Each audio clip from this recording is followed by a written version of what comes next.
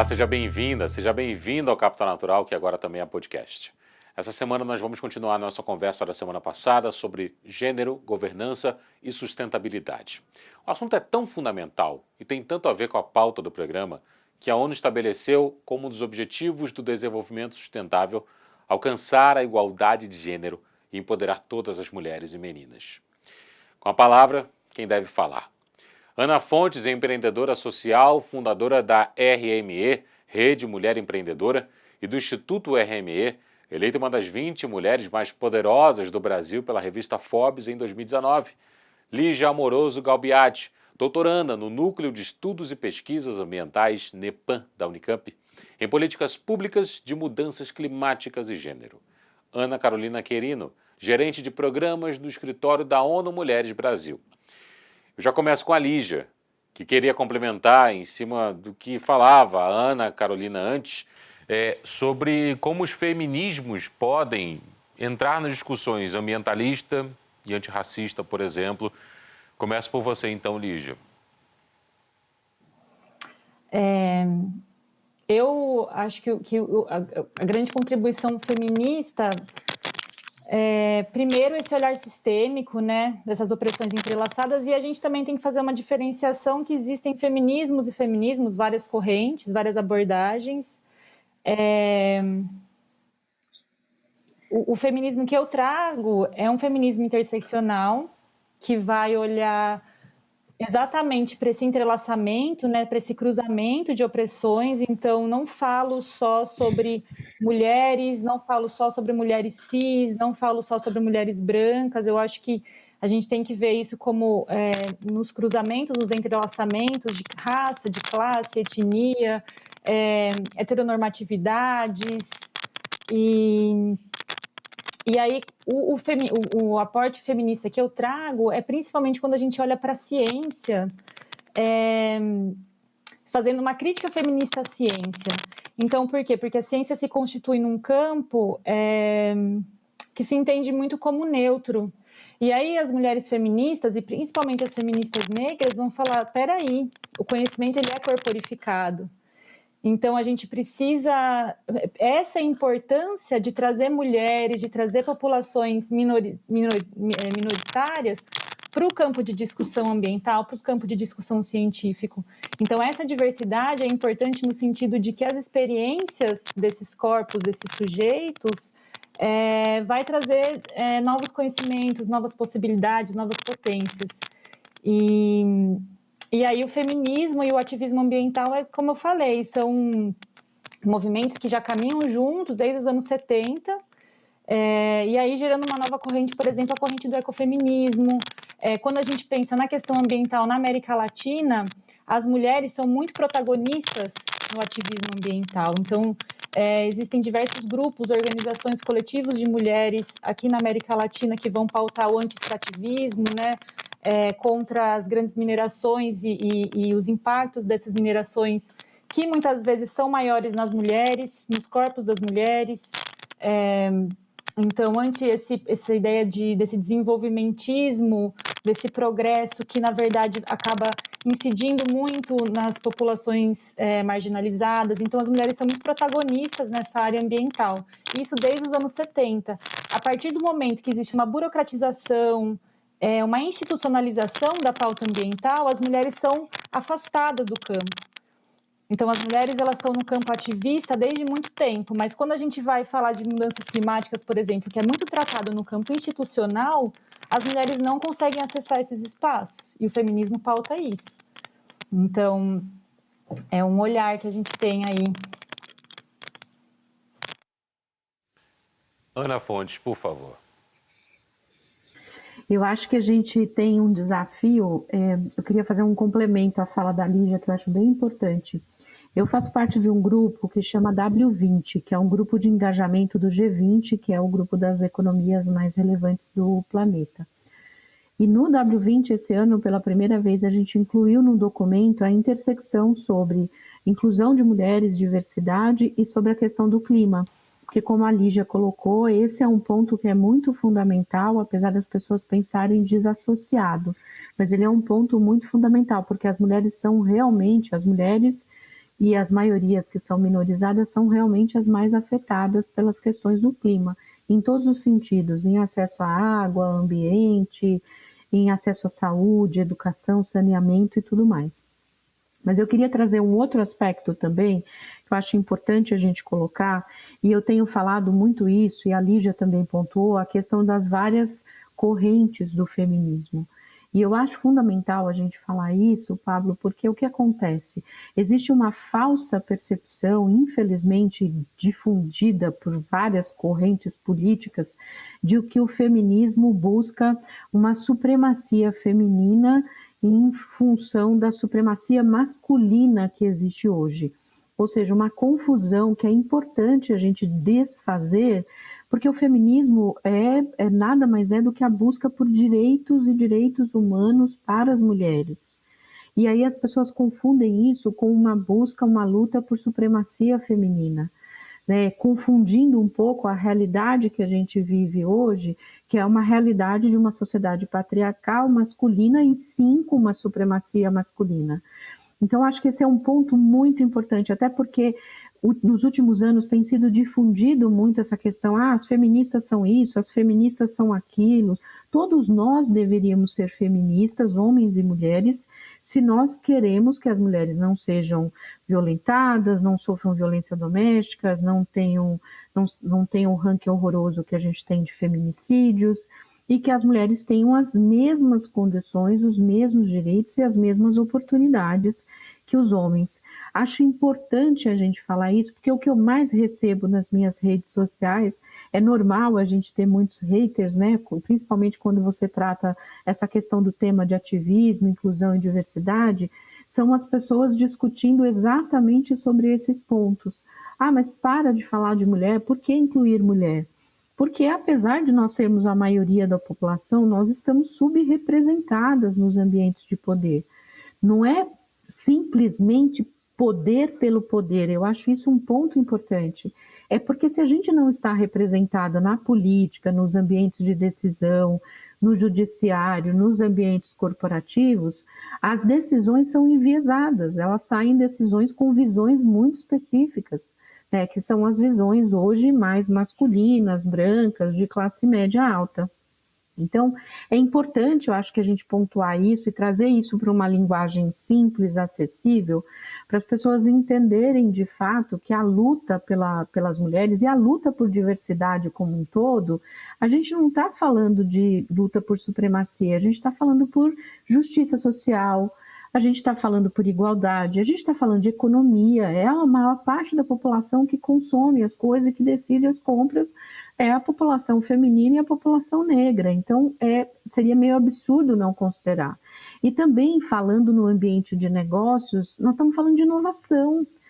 Se você vê, outro dia eu fiz uma palestra para uma grande corporação, uma multinacional, e todo o corpo diretivo da empresa eram 10 pessoas, 10 homens brancos da mesma história, da mesma origem, com as mesmas referências.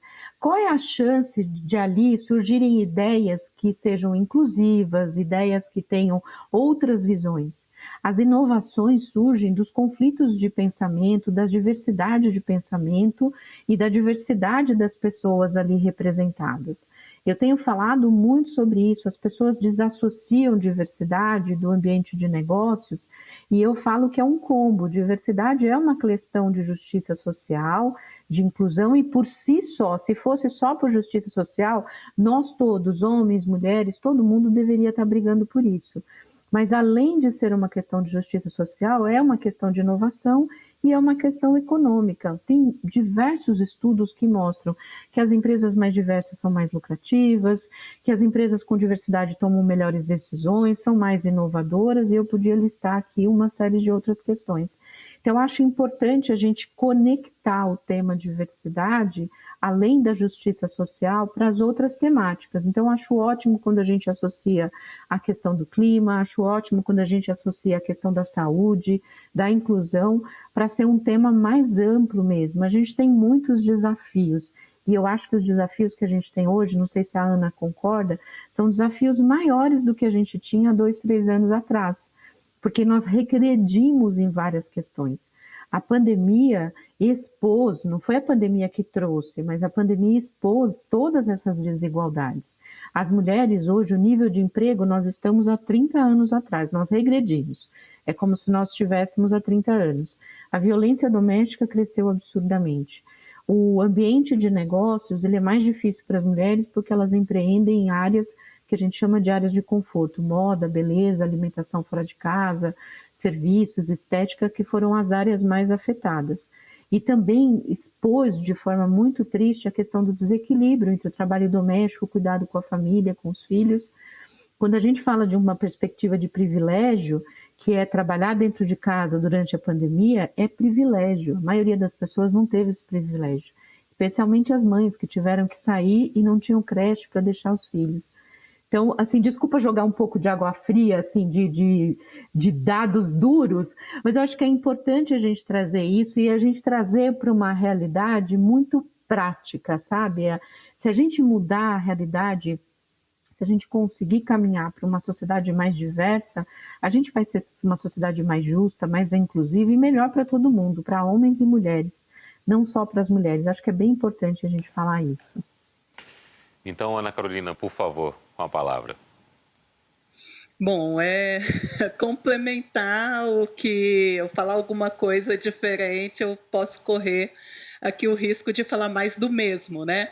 Mais do mesmo em outras palavras, mas eu só tenho a concordar com o que a Lígia trouxe em relação a essa perspectiva, né, da diversidade do feminismo, o que a Ana trouxe também, principalmente no início da fala, né, que era o que eu queria destacar, essa noção de que o feminismo ele acabou virando quase um palavrão, né? Quase uma palavra que não se pode usar, é quase uma forma de enxergar o mundo que não se pode expressar porque vem os haters, né? Vem as pessoas que não compreendem o que significa isso. Ser feminista é acreditar na igualdade, é acreditar na não discriminação. Então, todas nós, bom, a grande maioria eu acredito que tem um quê sim, sou feminista, porque mesmo mulheres que se auto-intitulam conservadoras e que têm no valor tem assim, primam por determinados valores, essas mulheres elas não querem ser discriminadas, essas mulheres elas querem ter também igualdade de oportunidade, querem ocupar os espaços. Então, é muito nesse sentido que a gente precisa falar.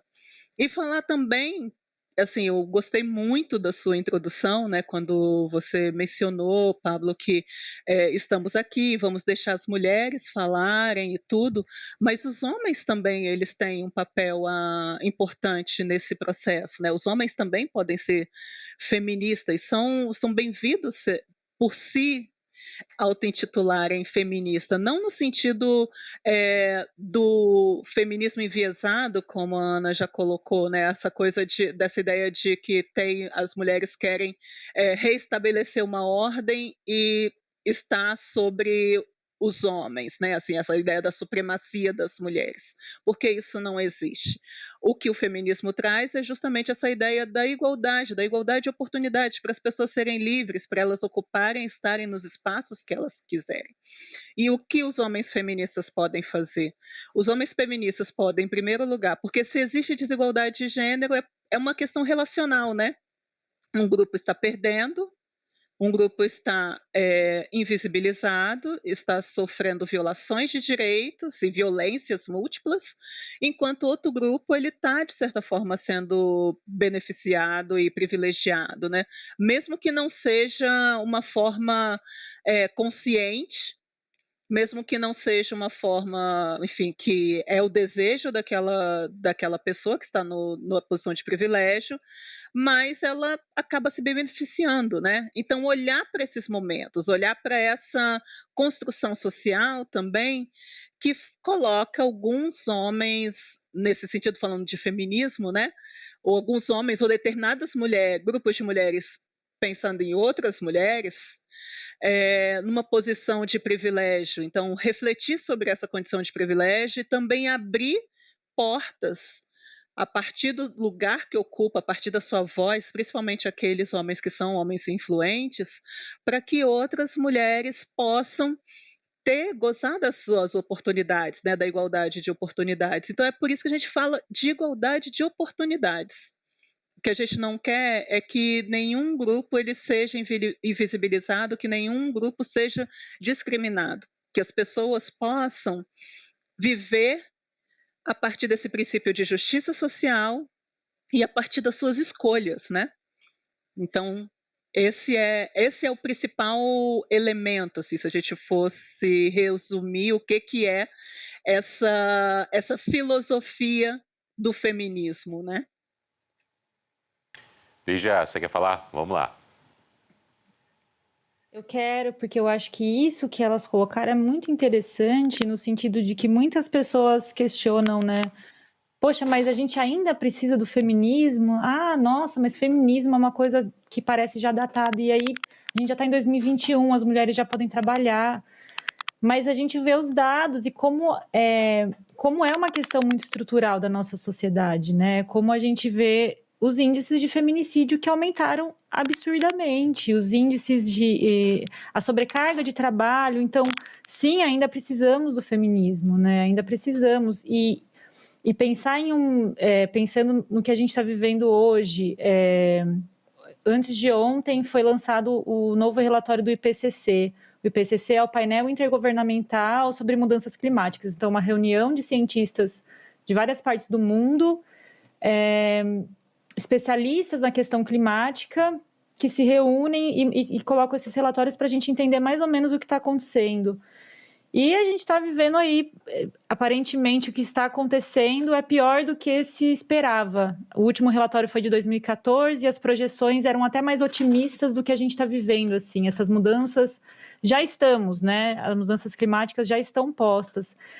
E a gente não pode pensar em atravessar esse período e se a gente quiser uma transformação social, uma transformação ecológica, em um mundo em que não exista equidade de gênero, porque é uma questão de justiça. A gente pensar que a gente vive em um mundo em que mulheres continuam sendo mortas por serem mulheres, mulheres continuam sendo impedidas, né, de ir e vir por serem mulheres, e aí não tem como a gente continuar com isso e pensar num mundo sustentável, num mundo, numa relação harmônica sem equidade de gênero. E aí eu acho importante também essa questão de quais feminismos contemplam a gente, no sentido de que é preciso olhar para as especificidades. Então, recentemente, faz pouco tempo, alguns dias atrás, é uma notícia bem triste de uma menina, a segunda menina indígena que foi morta.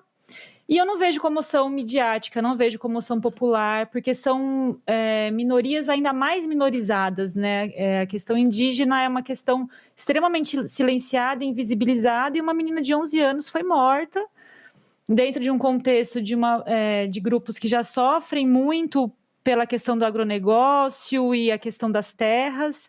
Então, como que esse poder é exercido, né? Muitas vezes essa demonstração de poder acontece no corpo das mulheres, das meninas. Então, a gente pensar em como essas coisas estão entrelaçadas e como não é possível pensar em um mundo justo que não olhe para essas desigualdades e não tente superar essas desigualdades. Então, sim, o feminismo ainda é muito necessário, a gente ainda tem muito pelo que lutar. E um feminismo que saia também, que olhe para as interseccionalidades, né? Porque o feminismo surge muito num espaço... Na verdade, é contado como se ele surgisse num espaço branco, mas a gente sabe, né, que a história aí das mulheres negras, das mulheres indígenas já está acontecendo há muito tempo, só talvez não tinha esse nome, né? Então, acho que a gente tem que fazer referência e reverenciar essas mulheres que vieram antes e entender que a gente permanece nessa luta. Você lembrou dessa tragédia envolvendo essa menina de 11 anos, foi na comunidade indígena Bororó, em Dourados, no Mato Grosso do Sul. Ela sofreu um estupro coletivo e depois foi atirada do penhasco. Um horror, um horror. E muito bem lembrado sobre a falta de, talvez de sensibilidade, como todos nós, enquanto sociedade, desse caso horroroso. Vamos agora abrir espaço para outros pontos de vista sobre o tema. Eu sou Tiana Lins, eu venho me dedicando durante toda a minha carreira à pauta de justiça social e nos últimos 6 anos foquei mais em todas as questões voltadas para os direitos das mulheres e a equidade de gênero. E nesse período foi possível, verificar tanto avanços quanto retrocessos.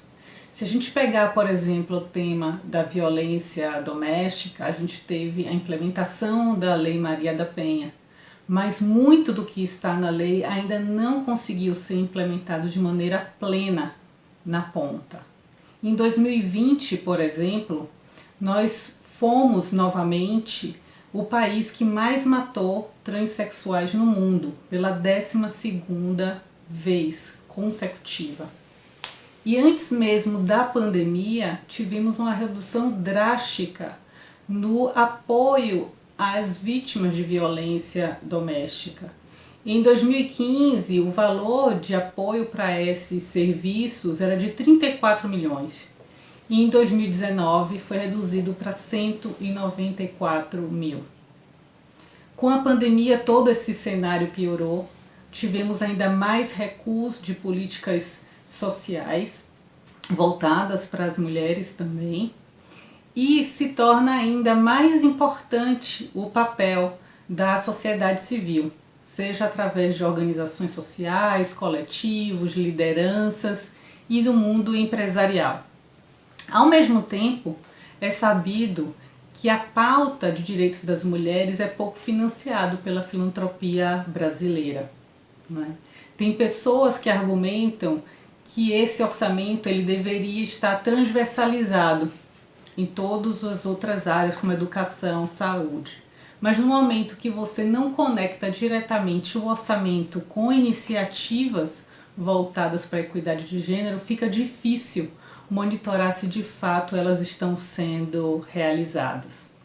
Se a gente olha para toda a situação de vulnerabilidade que essas mulheres e meninas estão vivendo nesse momento de pandemia, chega a parecer que nós estamos voltando a discutir o papel das organizações sociais como nós fazíamos no processo de redemocratização do Brasil. As organizações estão vendo situações muito sérias, situações muito delicadas que essas mulheres e meninas estão vivendo. Muitas vezes estão tendo que dar atendimento a questões básicas que já haviam avançado, já haviam sido assumidas por políticas públicas. Então, essa dicotomia é algo que a gente discutia muito ali no final dos anos 80, no início dos anos 90, e a gente volta a discutir isso agora por uma ausência e retirada desses investimentos em serviços e assistência social. Ao meu ver, é importante ter recursos da filantropia tanto para atender necessidades básicas e também continuar, de alguma maneira, desafiando para que a gente possa acelerar ainda mais a realização desses direitos. Outro tema de extrema relevância é a invisibilidade da contribuição que a mulher tem, seja na vida familiar, na vida comunitária e pensando até do ponto de vista econômico. Se pegarmos apenas a economia do cuidado, um cálculo da organização Think Olga, baseado em dados do IBGE, calcula de que corresponderia a 11% do PIB brasileiro. Pesquisas da PNAD de 2017 também revelam que a mulher dedica em média 20 horas semanais para afazeres domésticos, enquanto os homens apenas 10. Se colocarmos nesses dados lentes de questões raciais, regionais, urbano e rural, essa discrepância ainda é muito maior. Outra contribuição importante é a contribuição da mulher para a sustentabilidade e para a biodiversidade. Pesquisa da Universidade Federal de Viçosa, em parceria com o Centro de Tecnologia Alternativa da Zona da Mata, identificou que os quintais e as hortas das mulheres possuem grande biodiversidade e que, se não fosse por elas, muitas espécies já teriam desaparecido. Esse trabalho, encabeçado pelo grupo de mulheres da Associação Nacional de agroecologia, também conseguiu tornar visível e concreta a contribuição dessas mulheres na economia familiar e comunitária, através de uma simples ferramenta, um simples instrumento político-pedagógico chamado de caderneta agroecológica. As mulheres registram tudo que elas produzem nos quintais e nas suas hortas e tudo que elas trocam, vendem e doam.